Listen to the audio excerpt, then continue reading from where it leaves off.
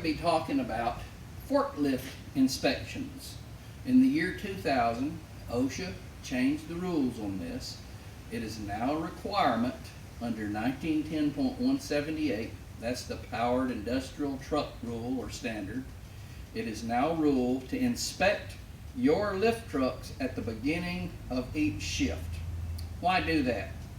Well, overall, it's because OSHA tells us to, and frankly, for safety reasons too, the safety of the operators and others. So let's take a look at what we're going to inspect and how we're going to inspect it, okay? First of all, one of the things that I always do is I have a form inspection sheet at the beginning of each shift. On this form, it's going to have things like horns and lights and locking pins and seat belts and any leaks and so forth and so on. So I'm going to start.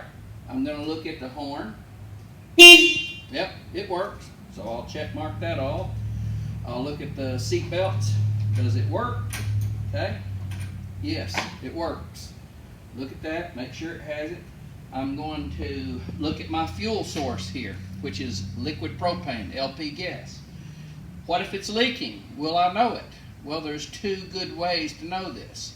One, through smell, and another is it will frost if it has a leak. You can readily tell if LP gas is leaking. If it is frosting or you smell it, obviously we're going to turn it off, turn the valve clockwise, and get out of the area and maybe open doors to ventilate that area. We're going to look at the tires here. The reason we're looking at them is to see if they're cracked. Some people drive tires that are intended for concrete only.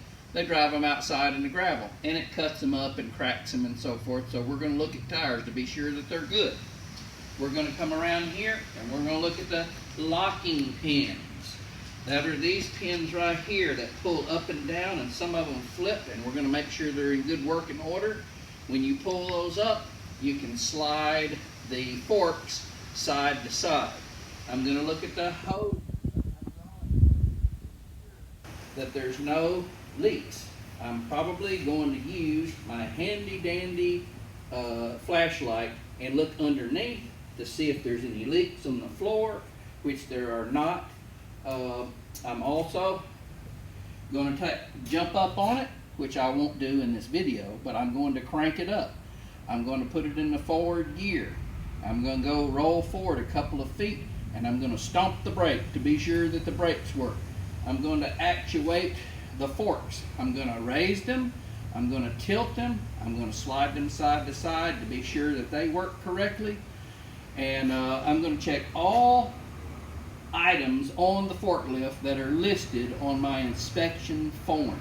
I'm going to date it, I'm going to put who inspects it, and then I'm going to hold this form in a file for more than a year. And that's how you inspect a forklift.